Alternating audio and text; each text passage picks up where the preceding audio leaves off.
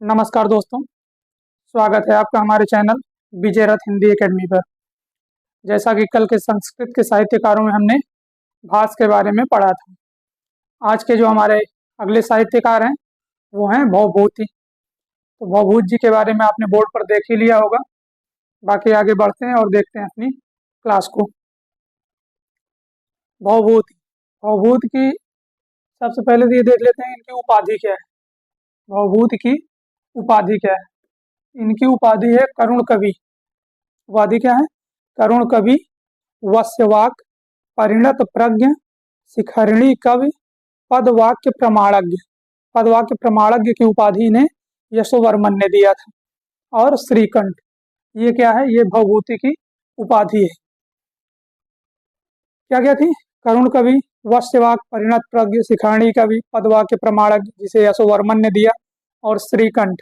ठीक, आगे बढ़ते हैं। तो भवभूति का समय देख लेते हैं। इनका समय क्या है? इनका समय है 8वीं सदी का पूर्वार्ध। इनके गुरु का नाम था ज्ञान निधि या कुमारिल भट्ट। निवास स्थान कहाँ था? पद्मपुर, गोंदिया जिला, महाराष्ट्र से ये थे। पिता का नाम नीलकंठ, माता का नाम जातकर्णी, और श्रीकंठ इनकी उपाधि भी थी। अच्छा, ये यशोवर्मन के सभा पंडित थे। यशोवर्मन जी ने इन्हें कौन सी उपाधि दी थी? पदवाक्य प्रमाणज्ञ की उपाधि दी थी। और ये यशोवर्मन के सभा पंडित थे। अच्छा, ये किस आधार पर बताया जाता है? इसका आधार क्या है? इसका आधार है राज तरंगिणी। भवभूति ने एक सूत्र लिखा है, एको रसा करुण एव। एको रसा करुण एव, जिसका अर्थ होता है करुण रस ही एकमात्र रस होता है, या एकमात्र रस है। ठीक, भवभूति का नाम, इनका नाम कालिदास के बाद लिया जाता है। इनका नाम कब लिया जाता है? कालिदास के बाद लिया जाता है। और इनकी 3 रचनाएं थी। एक है मालती माधवम, जिसमें 10 अंक हैं, और महावीर चरितम, जिसमें 7 अंक हैं, और इनका एक है उत्तर रामचरितम। उत्तर रामचरितम में भी 7 अंक हैं। अच्छा, इनके पिता का नाम और इनके बारे में एक ट्रिक है। ट्रिक देख लेते हैं, जिससे कि इनको याद करने में हमें कुछ आसानी हो जाए। ट्रिक ये है कि ये नीलकंठ जाति से थे। कौन? भवभूति। ये नीलकंठ जाति से थे और सबको मामू बनाते थे। ये ट्रिक है जो आपके सामने दिखाई जा रही है। ये नीलकंठ जाति से थे और सबको मामू बनाते थे। नीलकंठ, नीलकंठ से 2 चीजें मिलती हैं। पहला तो इनके पिता का नाम मिल जाता है, नीलकंठ नाम था। नंबर 2 श्रीकंठ, श्रीकंठ इनकी उपाधि मिल जाती है। जाति से जादूकर्णी इनके माता का नाम हो जाएगा। मामू बनाते थे। यम ए से माँ, माँ से इनका हो जाएगा मालती माधवम, जिसमें 10 अंक हैं। यम से हो जाएगा महावीर चरितम, जिसमें 7 अंक हैं। और उत्तर रामचरितम यू से हो जाएगा, जिसमें 7 अंक हैं। तो ये थे भवभूति। आगे इनके बारे में, इनकी रचनाओं के बारे में थोड़ा हम डिटेल से देख लेते हैं क्या है।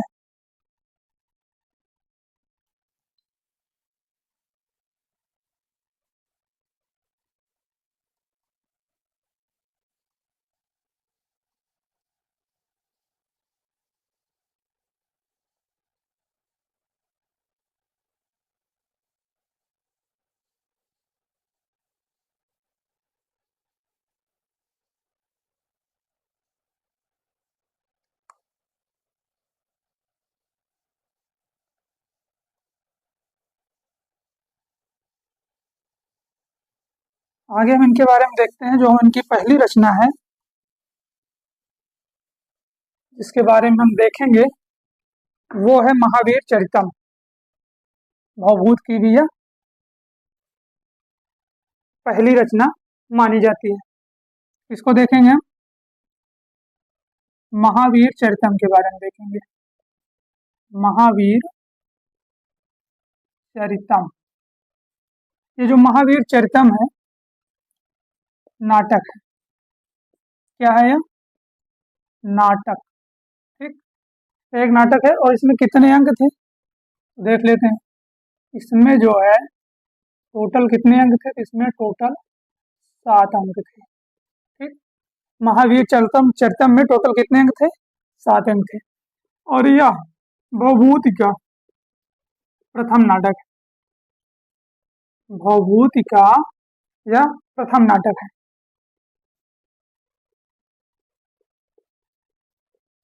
भवभूति का प्रथम नाटक कौन सा है? अच्छा, अभिषेक नाटक तथा बालचरित से प्रभावित है। किससे प्रभावित है? अभिषेक नाटक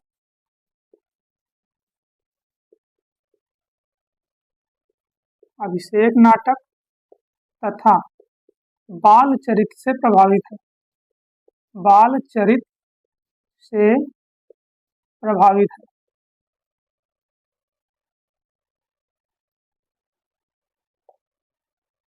तो महावीर चरितम के बारे में जो कुछ महत्वपूर्ण बिंदु थे यही थे कि इसमें टोटल 7 अंक हैं।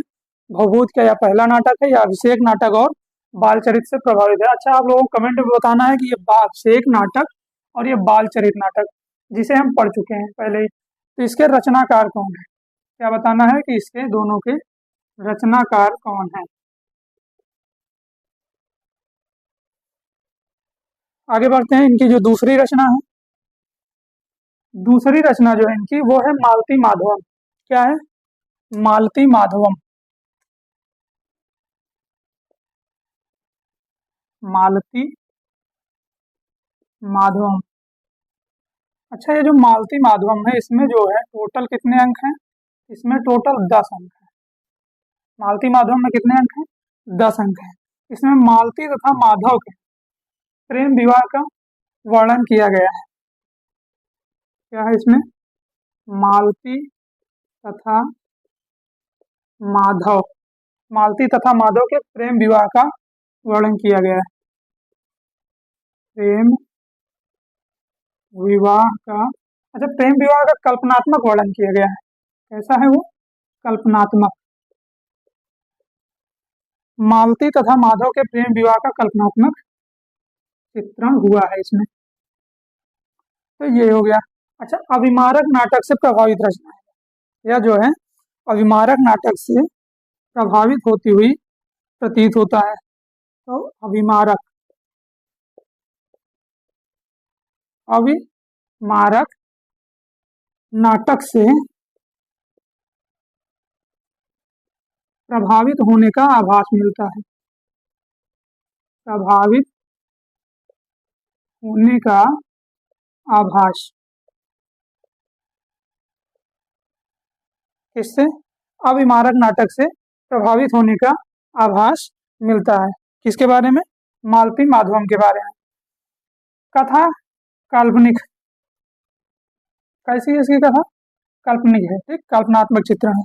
अच्छा, ये जो मालती माधवम है, ये मालती माधवम क्या है? तो यह प्रकरण है। क्या है? यह प्रकरण है मूलतः। प्रकरण क्या होता है देख लेते हैं। प्रकरण, प्रकरण की कथा जो होती है वो काल्पनिक होती है। पहला तो यह कि जो प्रकरण है इसकी क्या होती है? नंबर 1, कथा काल्पनिक होती है। कथा काल्पनिक होती है। प्रकरण की जो कथा है वह काल्पनिक होती है। और ये जो प्रकरण है ये नाटक का लघु रूप है। क्या है? नाटक का लघु रूप है। नाटक का लघु रूप है, ठीक। अच्छा, नायक इसमें वणिक होता है और नायिका सजाती होती है। नंबर 3 क्या है कि नायक वणिक होता है और नायिका सजाती होती है। नायक वणिक होता है और नायिका सजाती होती है। और नायिका क्या होती है? सजाती होती है, ठीक। अच्छा, शेष लक्षण जो है इसके रूपक के समान होते हैं। किसके? प्रकरण के। शेष लक्षण रूपक के समान होते हैं। रूपक के समान होते हैं। तो ये था हमारा मालती माधव। मालती माधव में टोटल 10 अंक हैं। मालती तथा माधव के प्रेम विवाह का कल्पनात्मक चित्रण किया गया है। अभिमारक नाटक से प्रभावित होने का आभास मिलता है। अच्छा, ये अभिमारक जो नाटक है इसके रचनाकार का नाम भी आप लोग हमें कमेंट बॉक्स में जरूर बताएंगे। यह भी हम देख चुके हैं। मालती माधवम जो है यह प्रकरण है। प्रकरण क्या होता है? तो प्रकरण की कथा जो होती है वह काल्पनिक होती है। यह नाटक का लघु रूप होता है। नायक इसमें वणिक होता है और नायिका सजाती होती है। और शेष लक्षण जो है वह रूपक के समान होते हैं।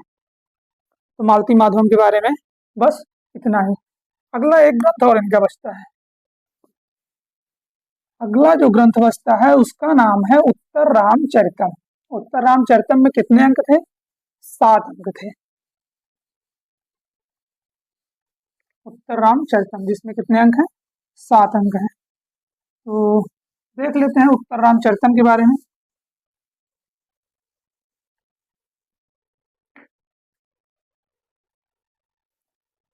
नंबर 3 क्या है हमारा? उत्तर रामचरितम। ये जो उत्तर रामचरितम है, इसमें कितने अंक हैं? इसमें 7 अंक की कथा है। यह भवभूत का अंतिम नाटक है और यह इनका सर्वोत्कृष्ट नाटक भी है। नोट कर लेते हैं इसे। भवभूति का अंतिम तथा सर्वोत्कृष्ट नाटक है। यह सर्वोत्कृष्ट नाटक है। तो यह जो है उत्तर रामचरितम है, यह भवभूति का अंतिम नाटक है और यह सर्वोत्कृष्ट नाटक है। अच्छा, इसका प्रधान रस क्या है? इसका जो प्रधान रस है वह है करुण रस। कौन सा रस है? करुण रस है। ठीक। अलंकार का प्रयोग इसमें कितना किया गया? अलंकार प्रयोग। अलंकार प्रयोग कितने प्रकार के हैं इसमें? इसमें जो अलंकारों का प्रयोग किया गया वो 38 प्रकार के अलंकार हैं। कितने हैं? 38 तरह के अलंकारों का इसमें प्रयोग किया गया है। छंद प्रयोग कितना है इसमें? तो इसमें जो छंद का प्रयोग किया गया वो 19 है। क्या है? 19 छंदों का प्रयोग किया गया है। इसमें टोटल श्लोक कितने हैं? तो टोटल श्लोकों की संख्या जो है वो 256 है। कितना है श्लोक? श्लोक कितने हैं इसमें? टोटल 256 है श्लोकों की संख्या। अच्छा, जो सर्वाधिक प्रयुक्त छंद है वह कौन सा है? तो वो है हमारा अनुष्टुप। कौन सा है? अनुष्टुप, जिसका सबसे ज्यादा प्रयोग किया गया है। सर्वाधिक प्रयुक्त छंद, सर्वाधिक प्रयुक्त छंद कौन सा है? अनुष्टुप। हमारा जो अनुष्टुप छंद है उसका इसमें ज्यादा से ज्यादा प्रयोग किया गया है। और कितनी बार प्रयोग किया गया है ये देख लेते हैं। तो जो अनुष्टुप है यह 84 बार प्रयोग में आया है। कितनी बार? 84 बार प्रयोग में आया है। उत्तर रामचरितम, इसका आधार ग्रंथ क्या रहा है? देख लेते हैं यहीं पे। आधार ग्रंथ, इसका आधार ग्रंथ जो रहा है वो है वाल्मीकि रामायण का उत्तरकांड। क्या है? वाल्मीकि रामायण का उत्तरकांड है। वाल्मीकि रामायण का उत्तरकांड। वाल्मीकि रामायण का जो उत्तरकांड है वो हमारे उत्तर रामचरितम का आधार रहा है। अगला जो रहा है वो रहा है पद्म पुराण का पाताल खंड। क्या रहा है? पद्म पुराण का पाताल खंड। पद्म पुराण का पाताल खंड, ये दोनों जो रहे हैं ये उत्तर रामचरितम के लिए आधार ग्रंथ रहे हैं। एक लाइन और बचती है, इसमें नमस्कारात्मक मंगलाचरण हुआ है। क्या हुआ है? नमस्कारात्मक मंगलाचरण किया गया है इसमें। नमस्कारात्मक मंगलाचरण हुआ है। मंगलाचरण हुआ है। क्वेश्चन आ जाएगा कि नमस्कारात्मक मंगलाचरण किस ग्रंथ में किया गया है? किसमें किया गया? उत्तर रामचरितम में। तो उत्तर रामचरितम के बारे में बस इतना है। तो अगला क्या था इनका ग्रंथ? उत्तर रामचरितम लास्ट है। भवभूत का क्या है? अंतिम और सर्वोत्कृष्ट नाटक है। इसमें टोटल 7 अंक हैं। प्रधान रस इसका करुण है। अलंकार जो है कितने प्रकार के प्रयोग किए गए हैं? 38 प्रकार के प्रयोग किए गए हैं। यह जो छंद है या 19 प्रकार के छंदों का प्रयोग किया गया है। टोटल श्लोकों की संख्या 256 है। सबसे ज्यादा जो प्रयोग किया गया छंद है वो है अनुष्टुप और टोटल कितनी बार? 84 बार इसको प्रयोग में लाया गया। इसका आधार ग्रंथ क्या रहा है उत्तर रामचरितम का? तो वाल्मीकि रामायण का उत्तरकांड और ये पद्म पुराण का पाताल खंड, ये दोनों इसके आधार ग्रंथ रहे हैं। और नमस्कारात्मक इसमें मंगलाचरण किया गया है। तो भवभूत के बारे में बस इतना ही। कल मिलते हैं अपने अगले एक साहित्यकार के साथ जिनका नाम है कालिदास। तो आज के लिए बस इतना ही। वीडियो आपको कैसी लगी कमेंट बॉक्स में जरूर बताएं। अगर अच्छी लगी हो तो लाइक शेयर और सब्सक्राइब भी कर दीजिएगा। मिलते हैं अगर नेक्स्ट डे आपको कालिदास के साथ। तब तक के लिए आपसे लेते हैं विदा। धन्यवाद।